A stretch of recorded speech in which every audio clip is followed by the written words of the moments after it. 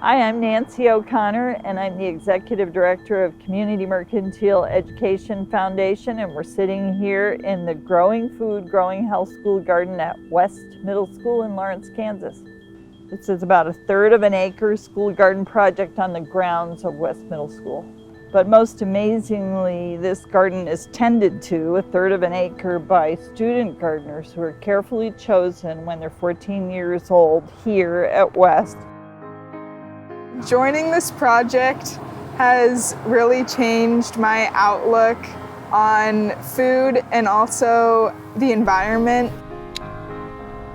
Since joining this project, I've changed my eating habits. I'm now a vegan, but also it's changed what I want to do as a career, because now I'm looking at environmental science as a career, and it all started with this project.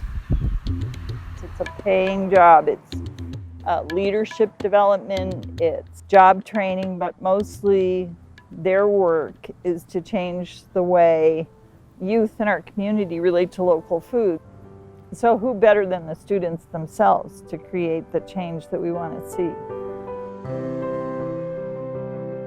So the idea behind this garden is to put this consciousness in front of them, to make a school garden just part of what they see on school grounds every day. So unconsciously starting to build those connections where they see apples and trees and tomatoes on bushes, and then maybe some of these things end up on their plates. And doing a lot of support with it. We run a garden club here. We do sampling inside the school. From the beginning of the year to now, the student gardeners have grown a lot, and at first one of them was really shy, and now she's pretty outgoing and talkative, and that's pretty cool to see how just this program can change someone like that. Probably the hardest thing for me to overcome while in the garden was the social aspect. Every couple weeks, a gardener goes into the Merc and samples something from the garden, and people come up, customers from the Merc come up to you and ask you what the product is, how it was grown, just everything about it, and you really have to socialize with them and kind of connect with them if you want them to sample it and buy the product that we're trying to sell.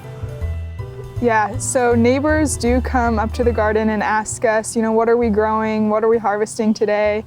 And it changes every year, but every year we do stick to the staples of cucumbers and tomatoes and raspberries and rhubarb and a bunch of different herbs. If you are a school considering this project, I would do so because it really connects the students to their food and what they're eating.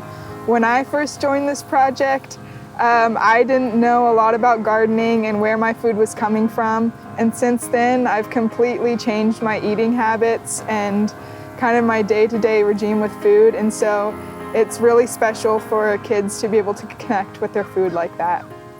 I think what we're trying to build here is a model, definitely in Kansas and in our region, that other schools could use for ideas. So expanding this project, and it didn't start out this big because you have to keep pushing.